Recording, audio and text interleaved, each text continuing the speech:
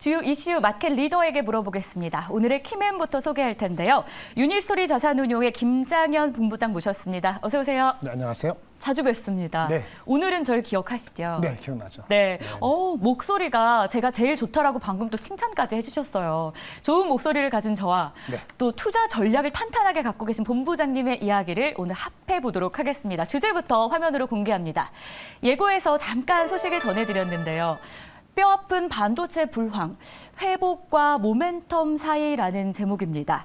자, 먼저 반도체를 뜨겁게 했던 최근 배경부터 보면은 삼성전자의 감산 이야기를 안 할 수가 없습니다. 네, 그렇죠. 네. 한간에서는 삼성전자의 감산은 불가피한 선택이었다라는 이야기가 있는데 이 삼성전자의 선택, 그 배경부터 체크해 볼까요? 뭐 저번에도 한번 말씀드렸는데 험하게 실적이 개떡이었다. 근데 실적 개떡이 너무 안 좋았다. 네, 너무 안 좋았다. 네. 순한 말로.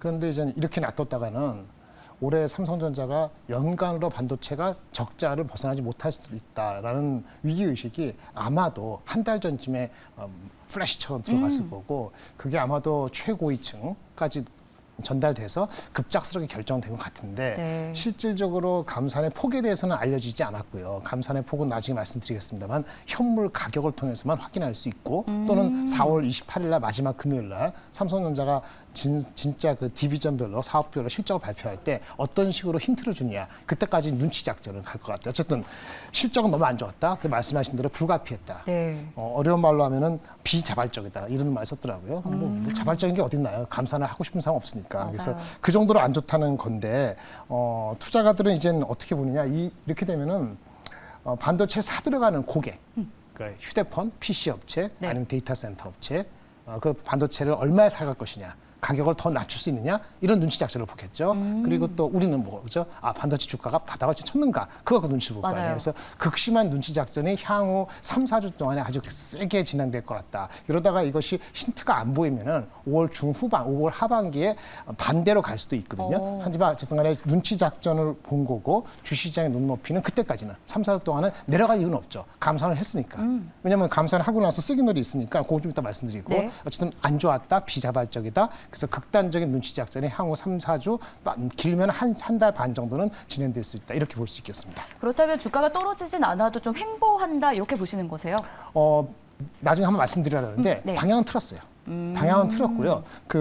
좀 이따 말씀드리려는 두 번째 분석이 네. 나는데 만약에 감산을 했는데 전혀 수급이 좋아지지가 않아요. 개선이 안 되고 1분기 때 반도체가 15% 빠졌는데 2분기에도 20% 빠진다. 물량도 잘 안 나간다. 그럼 어떻게 할까요? 앵커님 같으면 삼성전자 입장에서 어떻게 하겠어요? 이재용 부회장님께서 어떻게 하시겠어요? 특단의 결정을 내려야 되지 않을까요? 감산했는데. 이미 했는데. 요만큼 했어요. 요만큼 우리는 모르죠, 정확히. 네. 그럼 어떻게 할까요?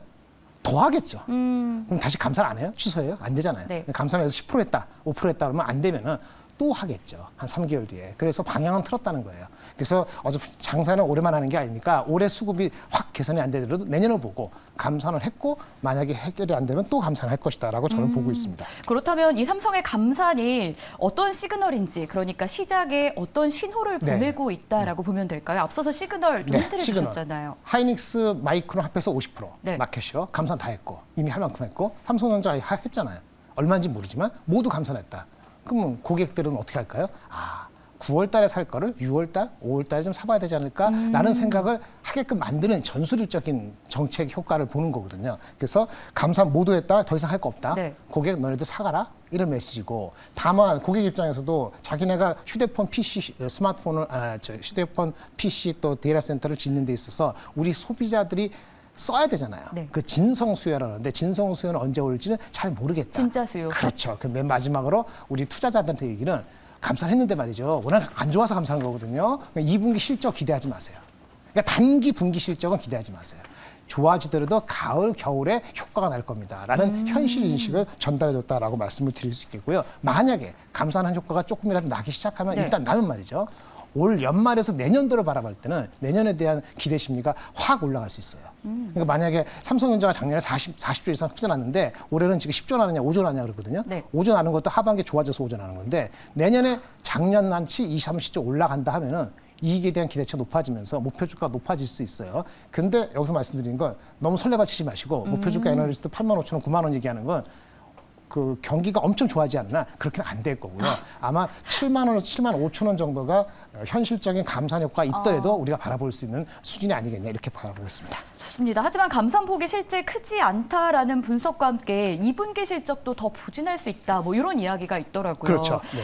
만약에 감산폭과 실제 수요에 따라 진성 수요라고 네네. 아까 말씀하셨는데 그거에 따라서 이 시나리오가 좀 바뀔 수도 있는 겁니까? 네, 그렇죠. 이제 감산을 만약에 생각보다 삼성이 많이 하고 있다 하면은 아직 잘 몰라요. 네. 많이 하고 있는 것 같지 않은데 많이 한다 그러면은 그 효과는 하이닉스한테 먼저 가는 거예요. 아, 그렇죠. 근데 그 감산 효과, 감산을 많이 한다는 얘기는 장비주한테는 별로 좋은 건 아니고 하이닉스 효과가 많이 가는 게 맞아요.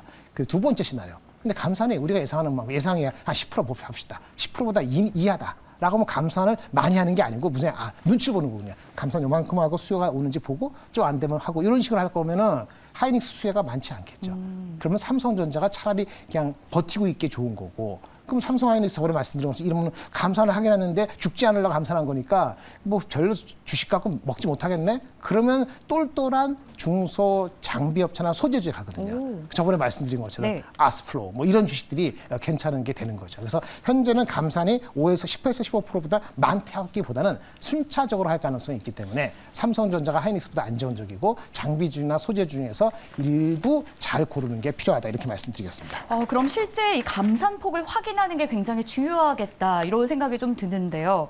어쨌든 아직 공개하지는 않은 네네. 거잖아요. 실제 감산폭과 이 진성수요의 반등, 이 여부는 어떤 걸로 저희가 좀 확인을 할 수 네, 저번에 있을까요? 말씀드렸는데 이제 고정 거래 가격이라고 해서 반도체 D램의 한 90%는 그 한 달이나 석 달 베이스로 이제 고정 그 거래를 하거든요. 네, 그래서 매달 초라든지 분기 한 번씩 하는데 그렇게 기다릴 수 없잖아요. 네. 한 달 반서 어떻게 할지 모르니까. 그러니까 스팟 시장의 10%만 거래다는 우리 일본어 써서 미안한데 낙가마 중개인 유통상에서 한 거는 그때그때 심리가 반영된단 말이에요. 그래서 어제 그저께부터 감사 발표하고 나서 반도체 가격이 지금 D램 현물 가격이 안 빠지고 있어요. 올라가지도 않고 네. 눈치가 극심한 거죠. 이게 만약에 튀면은 그러면 이제 감산 효과가 크구나라고 네. 보는 거고 만약에 이름에도 불구하고 현물 가격에서 5% 빠진다. 그러면 뭐 한 번 더 해야 되겠구나 이런 생각이 들겠죠. 그렇게 알 수 있는 것 같습니다. 좋습니다. 일단 뭐 중개하고 있는 그 거래를 좀 우리가 확인하면 좋겠다. 네네. 이런 것들을 체크해 보도록 하겠고요.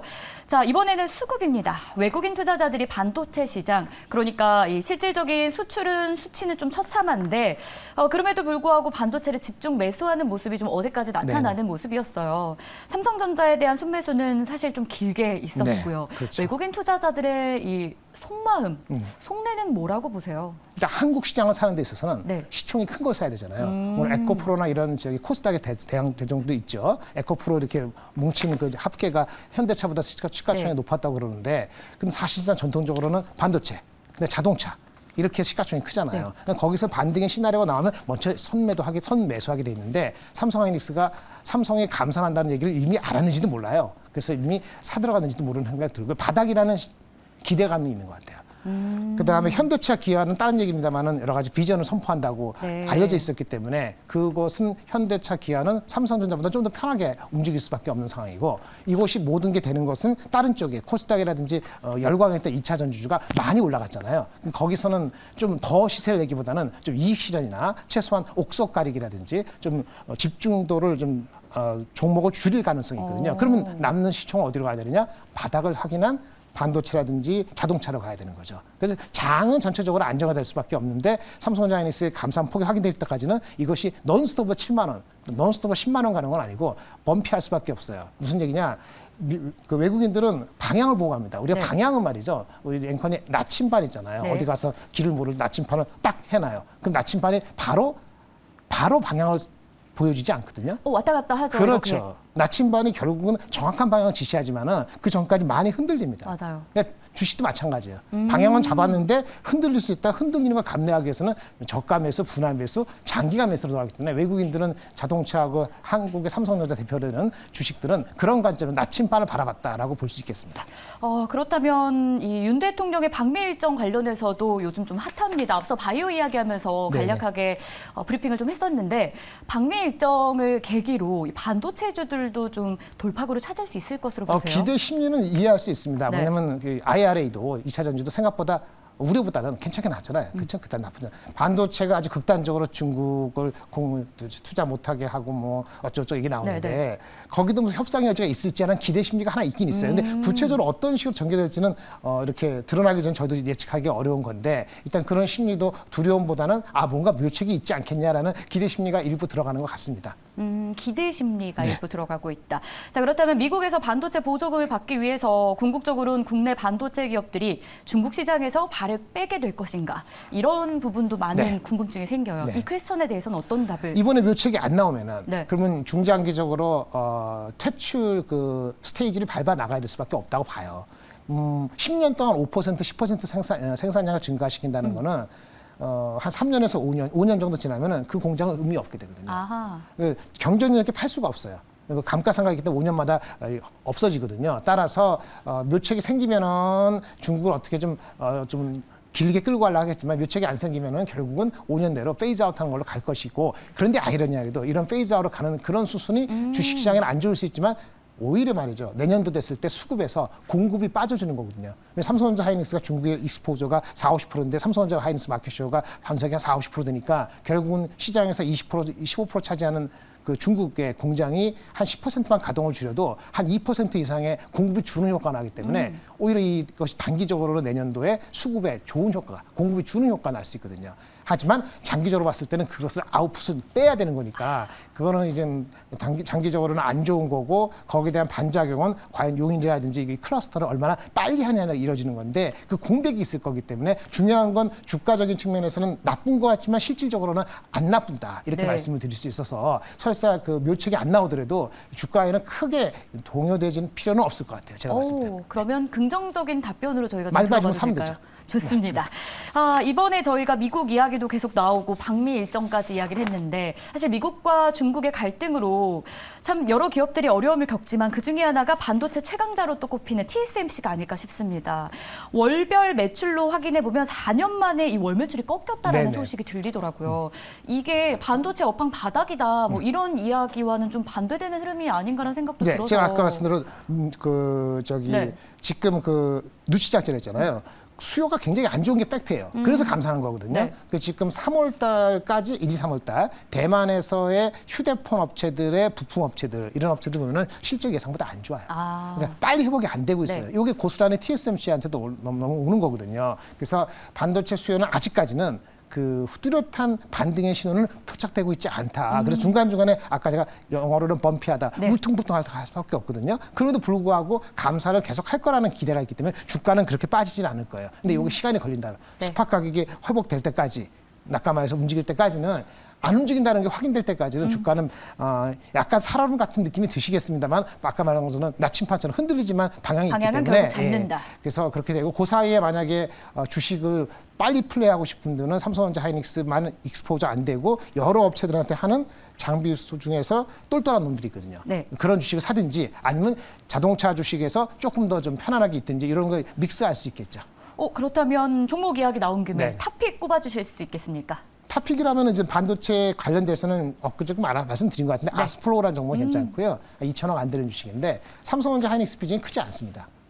이 미국의 그 큰 그 어플라이 머티리얼즈인지 램 리서치에 대한 새로운 그 출처 그 매출이 굉장히 큰 게 도움이 되고요. 마진도 한 30% 되고 일본의 OEM 판매하기 때문에 이 회사는 성장성에 대한 잠재로 생각한다면은 삼성 때문에 임팩트가 없진 않겠지만 그 임팩트는 영향은 제한적이라고 바라보시는 게 좋을 것 같습니다. 네, 종목 이름 한번 다시 한번 더. 아스플로. 아스플로. 네네. 좋습니다. 한 2월 달에 나온 리포트가 한두 개 있을 겁니다. 한번 확인해 보도록 하겠고요. 이렇게 또 탑픽까지 꼽아주셔서 저희가 오늘 이 정보로 또 투자 대응하는 데 활용해 보도록 하겠습니다. 반도체 업황 이제 바닥 지났는지 이런 이야기 나눠봤는데 한결같은 이야기, 나침반이 흔들리긴 하지만 결국 방향을 잡는다라는 걸 저희가 좀 기억해 보면 좋을 것 같습니다. 지금까지 유니온스토리 자산운용의 김장열 본부장이었습니다. 오늘 말씀 고맙습니다. 네, 감사합니다.